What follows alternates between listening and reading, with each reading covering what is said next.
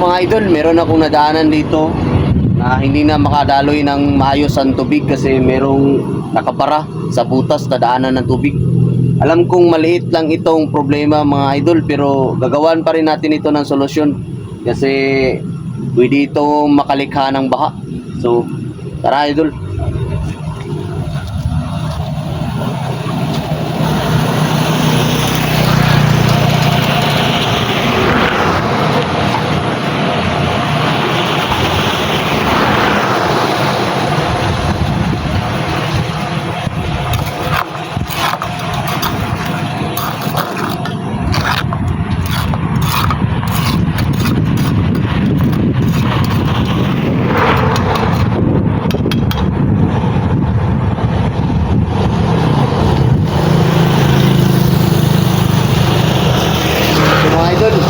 Bilis po natin na bigyan ng aksyon at solusyon.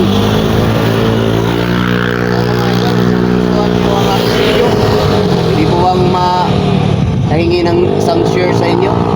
Malaking tulong na po yan sa amin para makita namin sa iba ito aming ginagawa at para gayahin din ng iba. Maraming salamat idol.